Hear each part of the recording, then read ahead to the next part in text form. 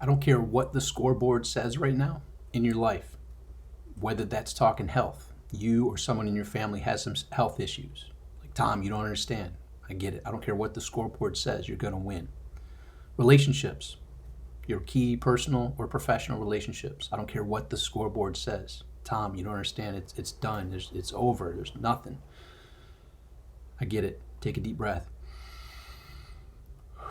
Breathe out. You got this. I don't care what the scoreboard says, you're going to win. And financially, I don't care if you're buried in debt right now. I don't care if you put all these years into building something that had sustainability, that had something that turned your dreams into reality, and then that carpet got pulled out from under you due to the recent weirdness of events that have unfolded or any other reasons. I don't care. You're going to win. Now, I also am going to have something that I'm going to post below this video that hopefully will inspire you as it inspired me. It was from a good friend of mine who, after I got out of the Marine Corps, I went back to my hometown in December of 96 and early 97. When I got back, December 96, early 97, I helped out with the local wrestling team, and this person was a senior. And he posted a video about an Olympic champion and another gentleman who were in a match, and the Olympic champion was losing. The underdog was winning. And you'll see how it unfolds, but here's my perspective on this. And if you played sports, you may know this, especially if you played a one-on-one type of sport, wrestling, boxing, gymnastics, tennis, anything like that, where it was just you and an opponent. There's a quote in business that says, from Henry Ford, says, whether you think you can or think you can't, you're right. So let me just tell you some real world examples that happened to me when I got back from the Marine Corps and was helping out my local high school and helping out some of these wrestlers who were really good. They taught me into going to some tournaments, some old timers tournaments type of deal. And so I started going to some old timers tournaments, and I was beating people that on paper I probably shouldn't have beat. But I took that quote, and from me and my journey and wrestling with internationally ranked and highly awesome wrestlers in the Marine Corps, my skill sets improved dramatically from when I left high school and then when I got out of the Marine Corps. I was a very much better wrestler. So that said, when I entered some tournaments, and not all of them, but the tournaments I entered that I went in knowing like I'm winning this tournament. Well, Tom, did you see who's in your weight class? You got this kid who won states. You got this other kid. Doesn't matter. I'm winning this tournament. Well, that kid's pretty tough. Don't care. He's losing against me. And it may have sounded preposterous or ridiculous, but it wasn't of me going into the tournament saying, I'm going to do my best. Maybe I'll win. Maybe I won't. And let me just preface it. I'm pretty good, right? So I had the skill sets. I had the preparation. I had the abilities. So it wasn't like I just like, hey, I'm going to go play basketball and I suck at basketball and I'm going to be a champ. No, I had done the work.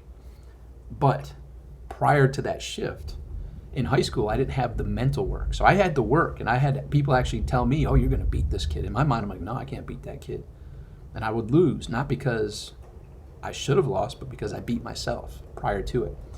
So long story short, I entered some tournaments and entered them to not say I'm going to do my best and we'll see how it turns out. I said, no, I'm winning this tournament.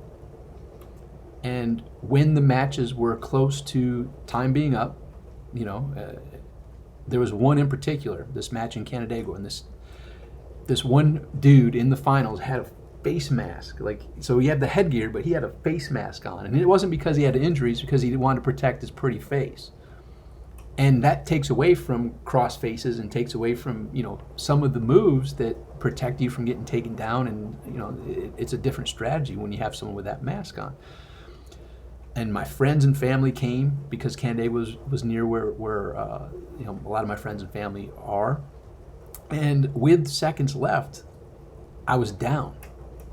And I went there to win the tournament. I didn't go there to get second place. And so I went back to the middle. He took me down. I went back to the middle, and there was only a few seconds left. And I was like, all right, I gotta make this happen. I'm winning this. And through some just dedication, commitment, scrambling, and skill, was able to win in the last few seconds. And that's what you're going to see in this video I'm going to post below, where the underdog was winning. And I'm going to have you preface it before you watch it that here's my guess. The underdog knew he was going up against probably one of the best wrestlers of all time. Yet he also had a track record of practicing with this person. And, I'm sure there were some practices where he got one over on him and whatnot. So he may have had some confidence, but he had some doubts. Like, man, I'm gonna do my best. We'll see how it turns out. I'm sure he didn't have the determination of like, I'm winning this tournament. I'm beating this Olympic champion. There's no way I'm losing. Where on the contrary, I think the Olympic champion went into the tournament like, I'm winning this. I always win, and I'm winning this one. And I know who I'm going to be going up against, but I'm winning. And so, as you watch, you'll see the champ was down with seconds left, and to the point where it took his just like, okay, I'm going to do what it takes. I'm going to scramble. I'm going to make it happen and win. And my thought is, and I'd love to actually get into the mind of the person who lost in that match to ask if this is true. My hypothesis is, because the person was up by a pretty good stretch, like the match was pretty much over. Like he'd have to really screw it up to lose this match. But my thought is, and I'm saying this because I've been there. Like I remember this one particular match where there was a person I didn't think I could beat, and it was tied, and it was only seconds left. And I never ever in all my high school career looked at the clock or looked at the scoreboard. But I was like, whoa, it's tied. I thought I'd be losing. And in that second of diversion, he took me down right at the end. And the question is, did he win or did I lose? So my hypothesis is the person who lost this match to the champ was like, holy crap, I'm actually going to beat him. Holy crap, like I can't believe this. I'm going to beat him. And he literally would have had to screw up really bad to lose. And the champ had to really be going for it, right? So the champ went for it. And my guess is subconsciously the other person was like, holy crap, I can't believe I'm actually going to win this. I didn't think I was going to win. And so that leads back to the hypothesis that life is a self-fulfilling prophecy. Think about that. Life is a self-fulfilling prophecy. And that's even referenced in the movie The Matrix. Remember when Neo's in talking to the Oracle and said, don't worry about the vase. He's like, what vase? And he knocked the vase over. And she said, what's really going to fry your noodle is, if I hadn't said anything, would the vase have been broken? And so, in life, if that is something to think about, is life a self-fulfilling prophecy? Then it might be worth building your belief into a knowing, right? It might be worth putting the preparation in to know that I'm winning this. And it might be worth taking a look at your life. Whatever the scoreboard says in your health, man, it's not looking so good, and you're out of shape, whatever aspect it is, or whatever drama or chaos, or your key relationships, or your financial situation. The scoreboard may not be the most optimal or ideal, but guess what? The game's not over. You're still here. You're not 6 feet under. You're still here. And so it's a self-fulfilling prophecy. What's the plot twist? What are you going to do to say, okay, well, watch this. Oh, I'm winning. It may not look like it, and that's fine. I don't need believers. I don't need people like, oh, you got, look, I believe it. I know it. Watch this. Watch this plot twist. Watch how I win. Yeah, it may not be the greatest starting point, but we're not at the finish line yet. I still got more to give. Here it comes. You ready? So, something to possibly inspire you. And I will tell you this. That wrestling match, inspired me. That was like, wow, that's the champion belief. Like there wasn't, and yeah, you could tell he had some frustrations. There was one point where the referee called it for him doing just a regular head tap type of thing. And he showed a little bit of frustration, but you can see there was no throwing in the towel mentality like, oh, I guess I lost this one. No, the champ came there to win. Period. Second place. What? No, I came here to win. But you're down with seconds left. I don't care. I'm winning. And you do whatever it takes. And then conversely, if you don't think you can, that self-fulfilling prophecy becomes true as well.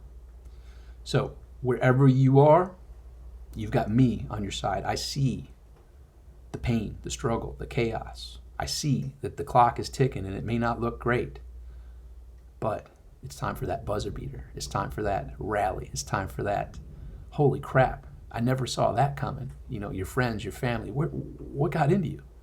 Well, I'm not done. I'm not 6 feet under yet. The journey's still going, baby. Yeah, watch this. So there you go. The challenge is out there. So I'm going to end this. Go find that video. I'm going to post it in as the comments. Take a look. And whether you watch wrestling or no wrestling at all or not, A, it's action-packed. B, this particular match, not all wrestling matches are. This one's action-packed right from the get-go.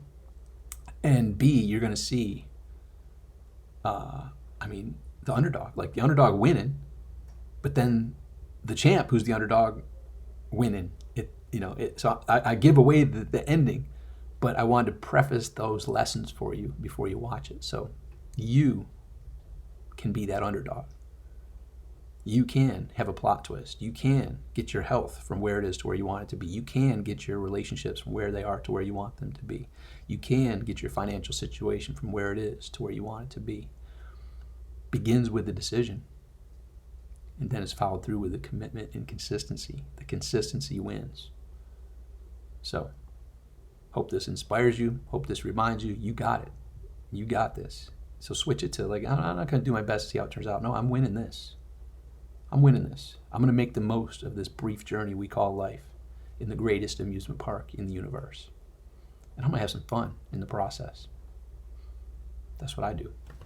I hope that for you as well. Make today great. I'll talk with you soon. Bye for now.